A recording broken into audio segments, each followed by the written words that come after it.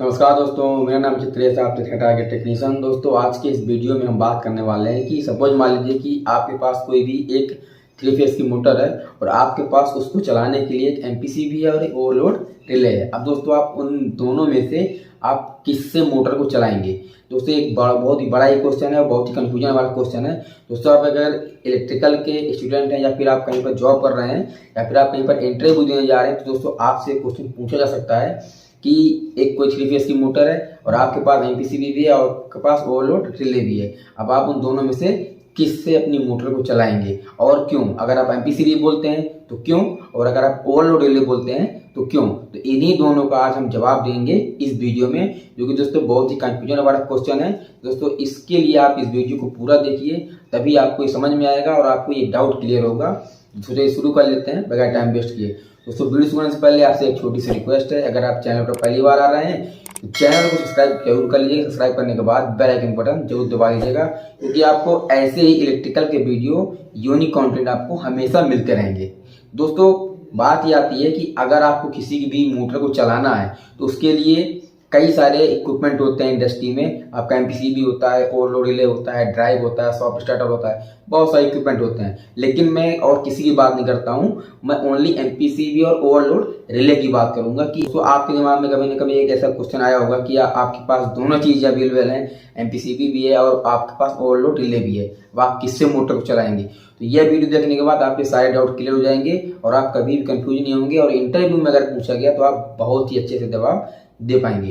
दोस्तों देखिए, अगर किसी भी मोटर को अगर चलाना है आपको, तो आपके पास दोनों चीजें अवेलेबल हैं, एमपीसीबी भी है, आपके पास ओवरलोड रिले भी है। लेकिन दोस्तों, एमपीसीबी और ओवरलोड रिले, इन दोनों में फर्क क्या होता है, ये हमको कौन कौन सी सेफ्टियां देते हैं? तो सबसे पहले बात करेंगे ओवरलोड रिले की, उसके बाद बात करेंगे एमपीसीबी की, फिर इसके बाद दोस्तों हम समझेंगे कि आप मोटर को किससे चलाएंगे, एमपीसीबी से या फिर ओवरलोड रिले से। दोस्तों, सबसे पहली बात की तो मोटर को हम दोनों चीज़ों से चला सकते हैं और दोनों ही चीज़ें हमको प्रोटेक्शन देते हैं, किसी मोटर को सेफ्टी देते हैं, चाहे एमपीसीबी से चलाएं या चाहे ओवरलोड रिले से चलाएं। अब दोस्तों, ओवरलोड रिले में जो सेफ्टी होती है वो 2 प्रकार की होती है।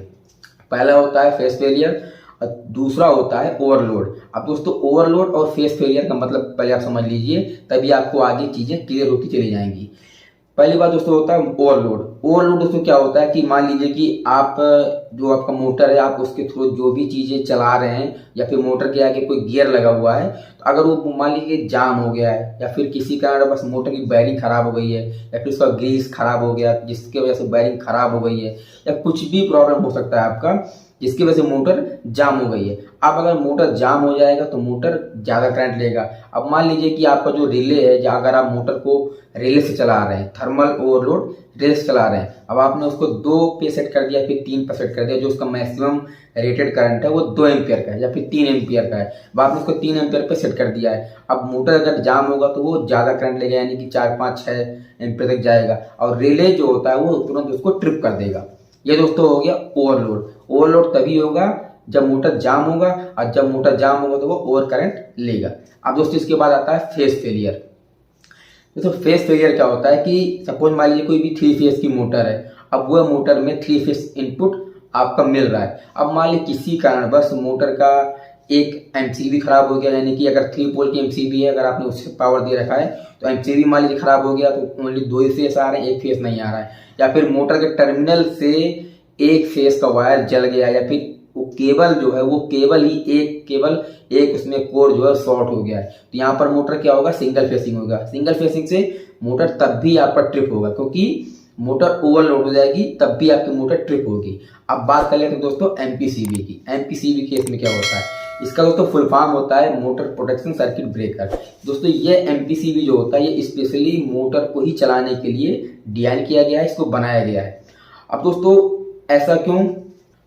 अब दोस्तों देखिए, अगर आप मोटर को ओवरलोड रिले से चला रहे हैं तो उसमें 2 ही प्रकार के प्रोटेक्शन मिल रहे हैं, पहला होता है फेस फेलियर, दूसरा होता है ओवरलोड। लेकिन मैंने एमपीसीबी में आपको बताया 3 प्रकार के प्रोटेक्शन मिलते हैं। पहला होता है ओवरलोड, दूसरा होता है फेस फेलियर और तीसरा होता है शॉर्ट सर्किट।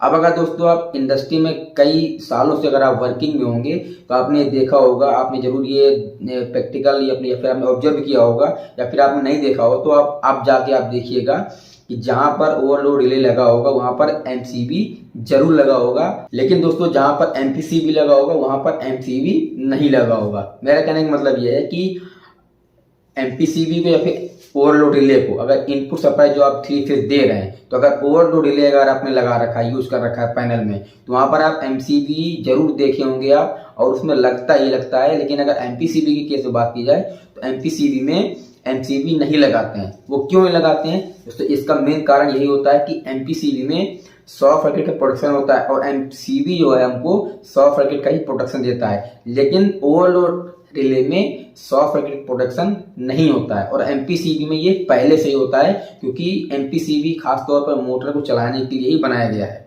दोस्तों। इसलिए अगर आपसे कभी कोई पूछे या आप मोटर किससे चलाएंगे, तो एमसीबी से चलाएंगे, एमपीसीबी से चलाएंगे या फिर ओवरलोड रेल से चलाएंगे, दोस्तों आपका जवाब होगा हम एमपीसीबी से चलाएंगे। और पूछेंगे क्यों, तो आप इसका जवाब ये दे सकते हैं कि आप इसमें 3 प्रकार के प्रोटेक्शन मिलते हैं। पहला ओवरलोड, दूसरा शॉर्ट सर्किट और तीसरा सिंगल फेसिंग या फिर फेस फेलियर।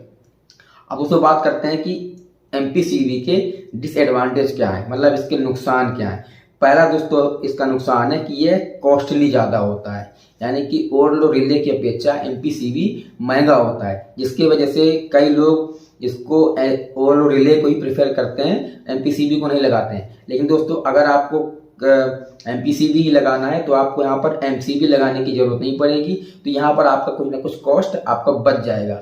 दोस्तों मुझे उम्मीद है कि आपको एक छोटी जानकारी समझ में आया हो, तो दोस्तों चैनल को सब्सक्राइब करने के बाद बेल आइकन बटन जरूर दबा दीजिएगा।